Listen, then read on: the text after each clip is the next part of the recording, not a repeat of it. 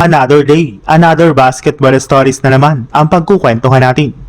At ngayon nga ay pag-uusapan natin ang balitang makakapasok pa rin nga po ang Golden State Warriors sa playoffs at ang inilabas na good news ng Los Angeles Lakers kay Luka Doncic. Official na nga pong nakompleto ang play-in tournament sa pagtatapos ng regular season ngayong araw, kung saan maglalaban nga po dito sa first round ang mga teams ng Phoenix Suns at Portland Trail Blazers para makuha ay ka-7 seed sa playoffs na siyang kakalaban sa San Antonio Spurs. At ang matalo naman nga po dito ay siyang kakalabanin ng mananalo sa pagitan ng Golden State Warriors at Los Angeles Clippers.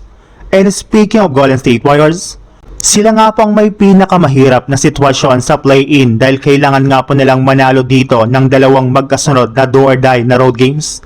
Sa madaling salita, susuot nga po talaga sila ngayon sa butas ng karayom bago sila makapasok sa playoffs. Pero kahit man nga po hindi maganda ang kanilang sitwasyon ngayon, hanggat nasa kanila nga po si Stephen Curry at healthy ang pangangatawan nito ay wala nga pong imposible sa magagawa ng kanilang kupunan. Bukod rin nga po dyan, isa rin naman nga na po sa mga posibleng maging susi para manalo sila sa play-in tournament ay ang kanilang bagong center na si Charles Bassey.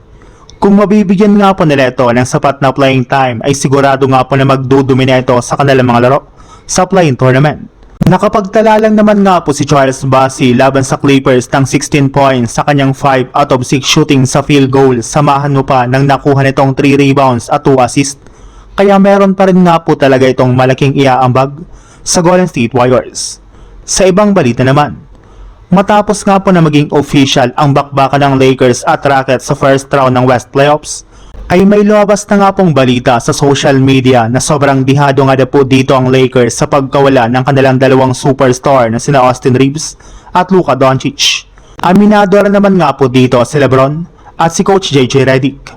Alam nga po nila na magiging sobrang hirap ng kanilang serye laban sa Rockets na magsisimula ang Game 1 sa darating na April 19. Pero hindi rin naman nga po ibig sabihin niya na susuko na nga po agad dito ang Lakers. Susubukan para naman nga po nila na gawin ang lahat ng kanilang makakaya para ma-extend ang kanilang serye habang hinihintay nila sina Austin Reeves at Luka Doncic.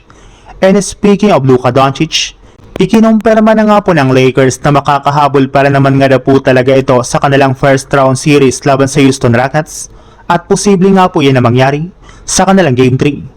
Matapos nga pang ilang linggong pananatili ni Luka sa Slovenia at Spain, ay babalik na nga po ito sa kanilang team next week para magsimula na mag-practice at magpakondisyon dito.